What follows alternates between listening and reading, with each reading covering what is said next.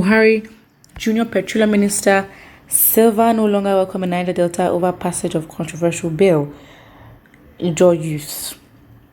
IJAW Youths form the 6 states of the Niger Delta region have declared that President Buhari and the Minister of Petroleum Resources, Chief Timothy SYLVA, are no longer welcome in the region over their roles in the passage and signing of the Petroleum Industrial Bill into law. The IJAW Youth said, though Buhari and SYLVA have the constitutional rights to go to any part of the country, they will be welcomed in any of the South states with boos and jeers. They accused Buhari and SYLVA of disregarding the plight of the people of the region over the years.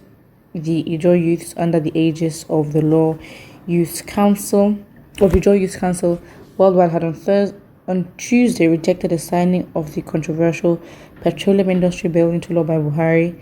They described the signing of the bill into law as an affront to the country, to the outcry of the people of the Niger Delta region.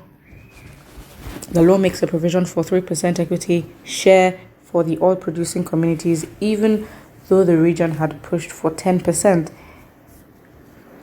The national spokesman for IYC, Comrade Ibilade Ekefere, in a statement issued in Yenagua, said Buhari should have sent the bill back to the National Assembly for upward review of the 3% equity share to host communities whose environment had suffered from decades of oil exploration activities by oil companies. He said a substantial percentage of the host communities would have helped to address this age-long criminality. Until that is done, there is nothing to celebrate, he said. Ekefere described the passage of 3% equity share to the host communities and passage of 30% to frontier basins as rape of justice. It is against the unanimous 10% agreement by stakeholders for host communities when the National Assembly visited the region, the statement also said. He said, with the speed the president used in signing the PIB without recourse to the stand by stakeholders from the region, the president has further demonstrated that opinions of the Niger Delta people do not matter in his government, as we've witnessed in other areas that require the urgent attention of his government. In the light of the foregoing, there is no better time for the people of the Niger Delta region to intensify the struggle for justice, for resource control and self-determination. We believe strongly that will be the only sure path upon which our God-given natural resources can be managed by us and not by this impunity we've witnessed from a repressive federal government under President Muhammadu Buhari. Cool. I mean, I understand the frustration, but how effective is it going to be? Yes, they said they're not welcome. They can go there, of course. It's the constitutional right, as said by the IJAW Youths, but they're going to be welcomed with boos and jeers and basically violence, I guess, and unhappy citizens. And of course, they have a right to feel like that. I just feel like they're just so boxed. Like, what could they actually do? Because the people that represent them in the constitution clearly worked against them. So it's not a thing where we're like, oh my God, let our representatives in government, the ones that are there for us, let them actually, put an injunction or like just interrupt the whole process. But it's been signed, and the sad reality is that the people representing them in government most likely help, because again, they're representing the host communities of these resources, so of course they'd be involved in an integral way or another, and so it's like they must have known what is going on, and then for them to actually be part of this, because they have to be part of it. You can't just ignore, because these are discussed in the National Assembly, I guess, and so it's like, that's the sad reality. Your people have worked against you. So it's like, how can you change the constitution? Fine, the people who are meant to apply the constitution are working against you. So what do? They are obviously boxed, and that is why the push for self-determination will continue. Because the powers that we have just made the system so complicated, so rigid, so boxed, where effectively, unfortunately,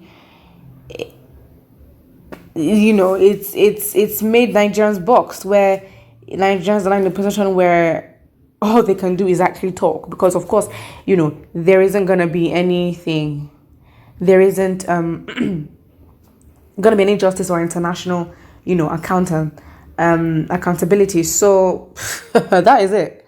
So yeah, of course they're gonna be upset, but this is bad. So the commentary says SYLVA and other NASS members representing South that voted in favor of the 3% in PIB sold their people to eternal slavery. They refused to recognize the long suffering of their people and should be disassociated with too. 1000%. And I just get listen.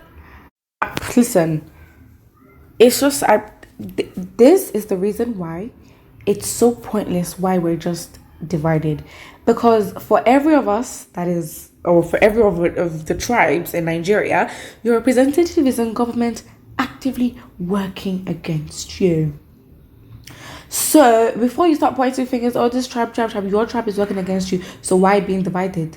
I think at this point, it's not even that. We've just gotten to a point of selfishness where everyone is on their own, striving on their own, and trying to leave the country. That's just what it is. But if we leave the country, then who's going to have it? Because this is sad. Someone says the oil in Niger Delta is in the eye of every woman in the East. Read their comment one by one. You see every of them mentioning oil. It is obviously the South oil are the problem of Igbos. And the funniest part is that none of the IJAW has come out to speak about the oil they have. All IJAWs need is justice and fairness, not so-called oil.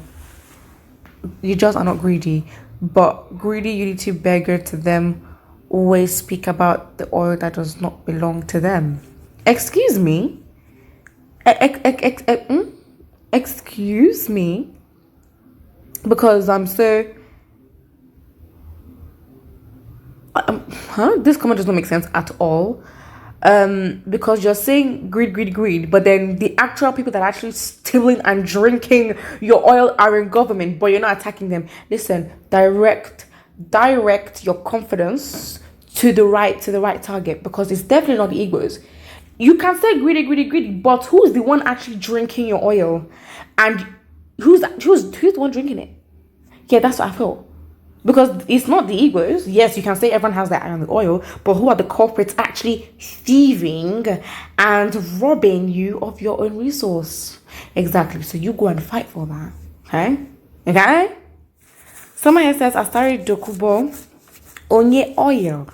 Guide the oil for the northern landlords. And they put this strange picture of, I can't even describe this picture. It's more than the way where the head is like a granite. You know those brown ones that you have to break in half and open and eat. I don't even know how to explain this. Put what you think about this, and don't forget to like and subscribe.